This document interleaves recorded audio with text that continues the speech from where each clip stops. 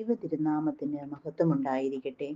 നോമ്പിന്റെ 37-ാം ദിവസമായ ഇന്ന് നാം ചിന്തിക്കുന്ന സുവിശേഷ ഭാഗം വിശുദ്ധ മർക്കോസിന്റെ സുവിശേഷം 9-ാം അധ്യായം 30 മുതൽ 32 വരെയുള്ള വാക്യങ്ങളാണ്. ഈ സുവിശേഷ ഭാഗത്ത് പ്രതിപാദിക്കുന്നത് യേശുവിന്റെ പീഡാനുഭവവും ഉത്ഥാനവുമാണ്. എന്നാൽ 31-ാം വാക്യം നമ്മെ ഓർമ്മപ്പെടുത്തുന്നു.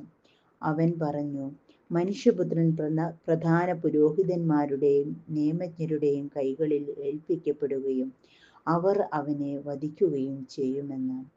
യേശുക്രിസ്തുവിന് തൻ്റെ ജീവിതത്തിൽ എന്താണ് സംഭവിക്കുന്നതെന്ന് വ്യക്തമായ ദർശനമുണ്ടായിരുന്നു. തനിക്ക് ഉണ്ടാകാനിരിക്കുന്ന അപമാനവും കുരിശുമരണവും എപ്രകാരമായിരിക്കുമെന്ന് യേശുക്രിസ്തുവിന് അറിയാമായിരുന്നു. സ്നേഹത്തിൻ്റെ പൂർത്തീകരണമായ യേശു നമ്മോട് പറയുന്ന ഒരു കാര്യമുണ്ട്. സ്നേഹിതർക്കു വേണ്ടി ജീവൻ ബലി കഴിക്കുന്നതിനേക്കാൾ വലിയ സ്നേഹമില്ല എന്ന്. പ്രിയപ്പെട്ടവരെ, നാം ഒക്കെ സ്നേഹത്തെ കാണുന്നത് എങ്ങനെയാണ്? ചില അതിർവരമ്പുകൾ നമ്മുടെ സ്നേഹത്തിനൊക്കെ ഇല്ലേ? ഈ അതിർവരമ്പുകളൊന്നും വകവയ്ക്കാത്ത നിസ്വാർത്ഥമായ സ്നേഹത്തിൻ്റെ യഥാർത്ഥ മാതൃകയാണ് യേശുക്രിസ്തു. യേശു നമ്മെ പഠിപ്പിക്കുന്ന പാഠമാണ് കുരിശ് നമ്മെ ഒരിക്കലും അനാഥമാക്കില്ല എന്ന്. ഈ നോമ്പുകാലം പ്രധാനമായും 3 കാര്യങ്ങളിലേക്കാണ് നമ്മെ വിരൽ ചൂണ്ടുന്നത്. ഒന്നാമതായി, രക്ഷയിലേക്കുള്ള ക്ഷണമാണ് നോമ്പുകാലം.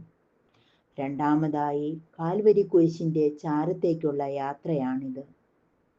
മൂന്നാമതായി, പശ്ചാത്താപത്തിലേക്കും മാനസാന്തരത്തിലേക്കും ഉള്ള ഒരു അടുപ്പമാണ് നോമ്പുകാലം. അങ്ങനെയെങ്കിൽ ഈ അനാഥമാക്കാത്ത കുരിശ് നമ്മെ പഠിപ്പിക്കുന്ന ഒരു സത്യമുണ്ട്. കുരിശ് നമുക്ക് നിത്യപ്രകാശം നൽകുന്നു. അശുദ്ധമായ ചിന്തകളിൽ നിന്ന് പിന്തിരിയാൻ നമ്മെ സഹായിക്കുന്നു. പരീക്ഷണങ്ങളിൽ ഉൾപ്പെടാതിരിക്കാൻ നമ്മെ ശക്തരാക്കുന്നു. യേശുവിൻ്റെ കുരിശ് ഈ ലോകത്തിലെല്ലാവർക്കും രക്ഷ നൽകുന്നതാണ്. തിരസ്കരണങ്ങൾ ഏറ്റുവാങ്ങാൻ പഠിപ്പിക്കുന്നതാണ് യേശുവിൻ്റെ കുരിശ്. യേശുവിൻ്റെ ഉത്ഥാനം നമ്മുടെ പ്രത്യാശയാണ്. എങ്കിൽ നാമും ഈ പ്രത്യാശയിലേക്ക് നോക്കിയാണ് ജീവിക്കേണ്ടത്. നാം ചെയ്യുന്ന ഓരോ പ്രവൃത്തികളും മറ്റുള്ളവർക്ക് പ്രത്യാശ പകരുന്നതായിരിക്കണം. അങ്ങനെ ആ വലിയ സ്നേഹത്തിൻ്റെ അനുഭവത്തിലേക്ക് വളർന്ന് സ്നേഹം കൊടുക്കുവാനും പങ്കുവയ്ക്കുവാനും യേശുവിൻ്റെ കുരിശിൻ്റെ ചോട്ടിലേക്ക് അനാഥമാക്കാതെ ഏവരെയും കൂട്ടിക്കൊണ്ടുവന്ന് സ്നേഹത്തിൻ്റെ അനുഭവത്തിൽ വളരുവാൻ ഈ നോമ്പുകാലവും നമ്മുടെ മുന്നോട്ടുള്ള ഭാവി ജീവിതവും സഹായിക്കട്ടെ.